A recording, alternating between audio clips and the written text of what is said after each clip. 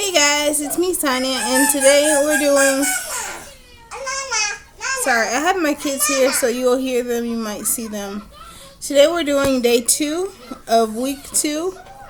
Actually, it's day 3, actually, but I didn't record for day 2, so here we go.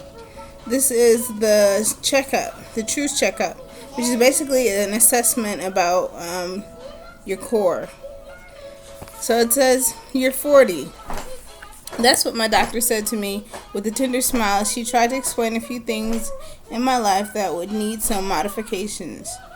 For the past 2 decades, our yearly visits have been fairly similar, but now she's using different verbiage and prescribing unusual directions, slinging around words like perimenopause. Peri what? After that, everything else sounded like blah blah blah. I couldn't believe she was saying these things to me. I was still so wet behind the ears, wasn't I? I guess the blank stare on my face and the drifting of my eyes towards the corner of the room clued her into my haze. But when she rested her hand on my knee, I snapped back into reality, just in time to hear these instructions. You need to incorporate some strength training into your exercise routine, Priscilla. At this age, women start losing muscle. So basically, she's talking about a situation in which she was at the doctor's office and she's getting older and she's losing muscle. Once again, we're talking about core strength. I'm going to fast forward down to the end where it says, your enemy is looking for weakness, for loopholes in your resolve that he can take advantage of and exploit. So in her case, they're talking about muscles getting weak and getting smaller. In this case, we're talking about spiritual muscles getting weak and getting smaller. And the enemy is looking for a way to get to us. And if we're weak, that's a good way to do it. I'm going to fast forward to the next page. She talks about 3 different signs of a weak core. It is poor posture, injury prone, and body fatigue. But we're talking about the poor posture right now. Stop.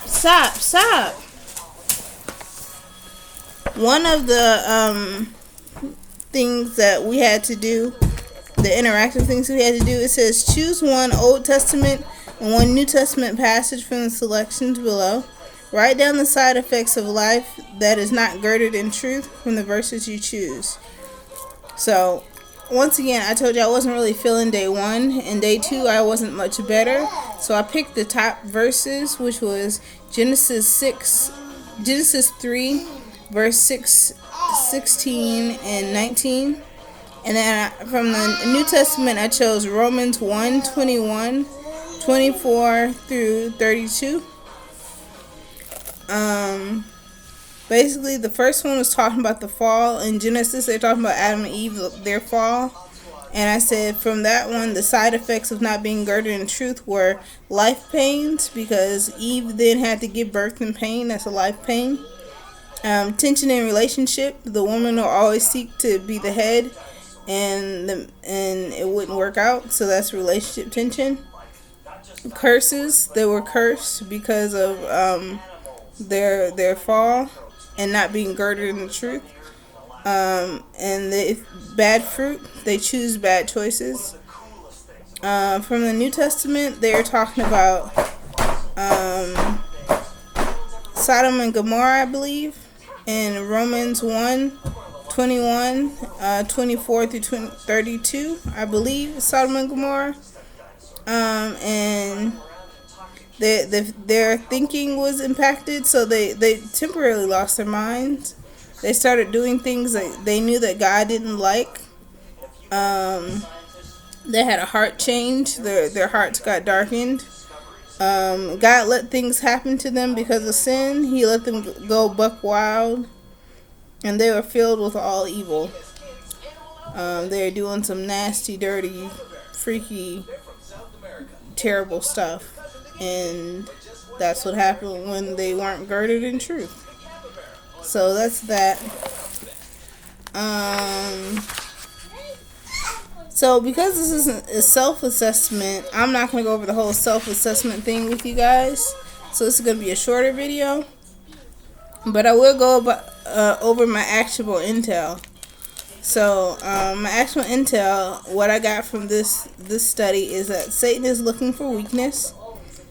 Not being girded in truth can cause pain, relationship tension, curses, loss of mind and understanding, a darkened heart, separation from God and His protection. Mind you, I say separation from God and His protection, meaning He let certain things happen to people when they aren't resting in His truth and trusting Him. He lets things happen. That's what the word says. He lets things happen. Because He doesn't have to let it happen. We could be far from Him and nothing happened to us, but He lets things happen. So I'll put that there. Anger is based on distortion of facts. When God's truth is your core, it what did I write? It flows throughout your life. Holy courage is found in believing in His word and promises. And lastly, don't hold on to anger. Forgive because God forgives you daily. So that's what I got out of this self-assessment. It's a self-assessment, so everyone's will be a little bit different. That's what I got out of it. Hopefully you guys got something out of it as well. Thank you guys for watching, and I will see you in my next video.